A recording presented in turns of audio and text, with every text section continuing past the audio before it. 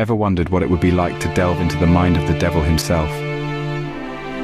In the heart of an ancient church, the air heavy with centuries of whispered prayers and hushed confessions, we find ourselves in the presence of a wise old mystic priest, a man of faith, yet not one to shy away from the shadows that lurk in the corners of our existence.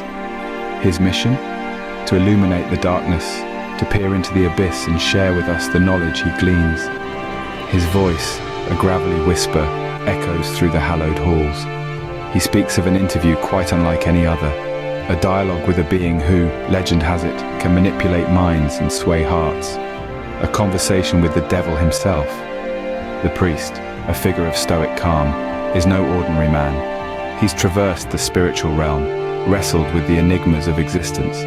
His eyes, weathered by age and wisdom, hold a spark of defiance. His purpose is clear, to uncover the unseen threads that puppeteer our thoughts, our desires, and our fears. The ancient church resonates with an eerie silence, as if holding its breath, awaiting the arrival of its unusual guest.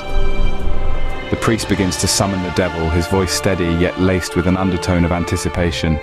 His words, a strange and haunting melody, ripple through the vast expanse, each syllable a beacon into the unknown. As the incantations grow in intensity, the shadows seem to dance and sway. A peculiar chill seeps into the air, replacing the musty warmth of the old church. The flickering candles cast a wavering glow, their light a wavering beacon in the engulfing darkness. The priest's voice reaches a crescendo, the final words of the summoning ringing out, bold and resolute. The echoes fade away, swallowed by the silence. The tension is palpable, the anticipation electric. The stage is set, the players poised. The air grew colder, the light dimmer. It was time. A chilling wind swept through the church as the devil made his presence known. As if from the very ether, a voice, both charming and unnerving, echoed through the ancient stone walls. "I have many names," it began, "but you, man of cloth, may call me Lucifer." The old priest, a man of faith and courage, remained unshaken. His voice steady, he posed his question. "Tell me, Lucifer, how do you wield your influence over the minds of men and women?" The devil's response was not immediate. Instead, a low, rumbling laughter filled the air. The sound was both mocking and contemplative, as if the question was all too familiar yet still amusing. The laughter subsided gradually, replaced by the devil's voice, dripping with a strange mix of arrogance and amusement. The devil smirked. "Ah, the age-old question. You mortals," the devil began, his voice a chilling whisper that seemed to seep into the very stone of the ancient church. "Are far easier to control than you think." There was a smug satisfaction in his tone, the confidence of one who knows he holds the upper hand. "You see," he continued, "I don't need to make grand gestures or dramatic displays of power. No, I simply feed on your fears, your doubts, your insecurities. I amplify them, let them fester and grow until they consume you. I make you believe your worst thoughts about yourself are true." The priest, a stoic figure in the face of such darkness, leaned forward, his interest piqued. "And how exactly do you do that?" he asked. His voice was steady, not a trace of fear to be found. He was not a man easily swayed by the devil's tricks. The devil chuckled, a low, eerie sound that echoed off the church's high ceilings.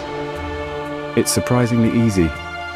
I whisper in your ear when you're at your lowest, remind you of your failures when you start to feel hope. I make sure that every time you look in the mirror, all you see are your flaws. I make you feel alone, unloved, unworthy. That's when you're most susceptible to my influence." The priest nodded, understanding dawning on his face. "So you prey on our vulnerabilities," he concluded, his voice a mixture of grim realization and defiant resolve. The devil's laughter echoed through the church once more, a sound as cold as the stone beneath their feet. "Yes, but remember," he said, his voice dropping to a conspiratorial whisper, "there is a way to resist me."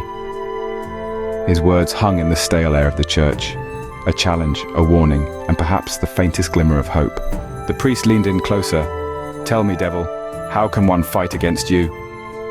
The devil, his voice dripping with an uncanny blend of charm and malice, replied, "Ah, the age-old question. The answer, dear priest, lies within the minds of humans themselves. He paused. A wicked grin spread across his face.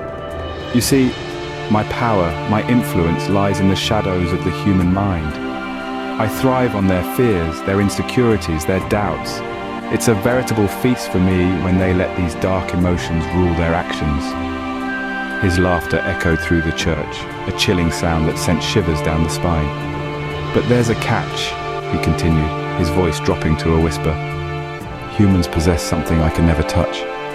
Something that can shield them from my influence if they choose to wield it. What's that? The priest asked, his voice barely above a whisper. The devil leaned in, his eyes gleaming with an unholy light. Free will, he said. The power to choose their own path. The ability to recognize their fears and insecurities for what they are and not let them dictate their actions. He leaned back, his gaze never leaving the priest. Self-awareness, my dear priest, is the key. When humans become aware of their own minds, aware of the thoughts and emotions that flow through them, they can resist me. They can choose not to let their fears and insecurities control them. They can take control of their own minds. The devil let out another laugh, this one filled with a strange sense of respect. So there you have it, priest. The secret to fighting against me. It's not in holy water or crosses, but in the power of the human mind, in the power of free will and self-awareness. A silence fell over the church as the devil finished speaking. The priest knew he had the information he needed. The priest broke the silence. It is time for you to leave. His voice, a blend of authority and gratitude, rang out in the ancient church. We thank you, he continued, for your unexpected honesty. Your revelations have given us a valuable weapon in our fight against you. A low, chilling laughter filled the air, echoing off the stone walls. I depart, the devil's voice boomed, but remember, I am always watching, waiting. The moment you let your guard down, the moment you surrender your mind, I will be there, ready to claim what is rightfully mine. His laughter grew louder, a haunting symphony of darkness that seemed to seep into every corner of the church. Then, as abruptly as it had begun, it stopped. The devil was gone. As the last echo of the devil's laughter faded, the church was left in silence once more. The priest, alone again, took a deep breath. The echoes of the devil's laughter still lingered in the cold stone walls of the old church. A silence fell, the kind of silence that only an empty church can hold, the kind of silence that invites reflection. Our priest, a sage of wisdom and faith, found himself deep in thought, mulling over the devil's revelations. You see, the devil had spun a tale of unseen strings and silent whispers, of a world where the minds of men and women were not their own. The devil had spoken of himself as a puppet master, pulling at the strings of human thought, controlling minds with ease, like a conductor leading an orchestra. But the devil had also revealed a secret, a chink in his own armor. He had admitted that a strong mind, a mind in control of its own thoughts, was impenetrable to his influence. The priest, in his wisdom, saw this as a beacon of hope. He realized the importance of mental fortitude, of being the master of one's own mind. He knew that the path to freedom lay not in fear of the devil, but in understanding and controlling our own minds. And so he found himself reaching out to you, dear viewers. He calls upon you not to fear the devil, but to understand his game. He urges you to take control of your mind, to strengthen it against the devil's influence. For a mind in control is a fortress that no devil can breach. He asks you to question, to challenge, to think. He implores you to become the master of your own thoughts, to forge your own path. For in doing so, you not only resist the devil's influence, but also empower yourself. And so, dear viewers, the question remains, how will you take control of your mind today?